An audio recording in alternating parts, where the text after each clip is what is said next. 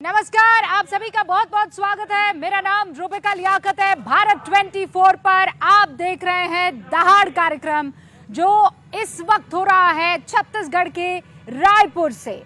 आप जानते हैं कि चुनावी सरगर्मी शुरू हो चुकी है।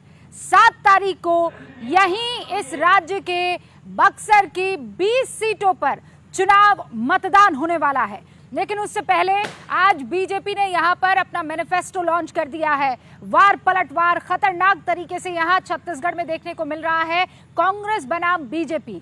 और यही चीज आप मध्य प्रदेश में भी देखेंगे, राजस्थान में भी देखेंगे, मिजोरम और तेलंगाना में भी कुछ ऐसी ही फाइट है। हालांकि वहां पर रीजनल पार्टीज का दबदबा कुछ ज्यादा है।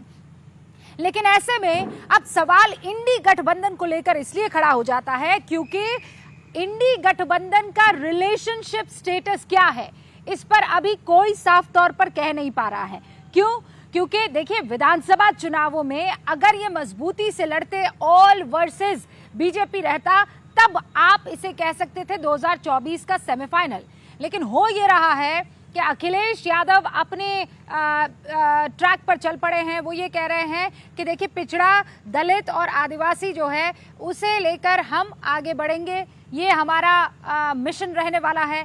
उन्होंने ये भी कहा कि 80 में से 65 सीटों पर हम अपने मतदाता जो हैं वो उतारने वाले हैं। और उन्होंने इम्पोर्टेंट बात जो कही वो क्या थी कि देखिए साहब, अगर कांग्रेस हमें पहले ही बता देती कि विधानसभा चुनाव हम अलग से लड़ेंगे और 2024 का लोकसभा चुनाव हम इंडी गठबंधन के तर्ज पर लड़ेंगे तो समझ में आता। लेकिन मामला यहाँ पर कुछ अलग ही दिख रहा है।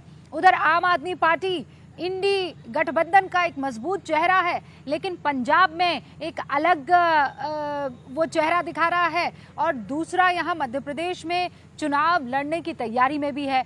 तो ये इंडी गठबंधन का अब फ्यूचर क्या है? क्योंकि खुद उमर अब्दुल्ला ये कह रहे हैं कि अगर इतना मजबूत नहीं रहे तो फिर मुश्किल आ सकती है। आपने अभी वार पलटवार देखा। इस पर आज चर्चा करने के लिए कि क्या इंडी गठबंधन जो है, अगर इसे 2024 का चुनाव लड़ना है तो क्या विधानसभा में भी एक साथ होना होगा, और अगर नहीं तो क्या ये मान लिया जाए कि ये गठबंधन आगे नहीं पहुंच पाएगा? क्योंकि 3 बैठक हुई, फिर उसके बाद एक जो टीम है उसका गठन किया गया, समन्वय कमेटी उसको नाम दिया गया, लेकिन कोई बड़ा फैसला क्या लिया गया, इस पर अगर आप सवाल मुझसे पूछेंगे तो मैं कहूंगी हाँ, एक फैसला जरूर लिया गया था कि ये है G14, इनके कार्यक्रमों का हम बहिष्कार करते हैं। उसके बाद किसी तरह की कोई बात हुई है? कुछ नहीं। उनके कॉलर पर या उनके सीने पर कोई एक बड़े फैसले का बैज लगता है तो वो बस यही है कि मीडिया के कुछ चेहरों को, जिसमें मेरा नाम भी शामिल है, उनको बहिष्कार करने का बड़ा जोर शोर से ऐलान कर दिया। लेकिन सीटों पर कोई बात करेगा, आगे के फ्यूचर पर कोई बात करेगा?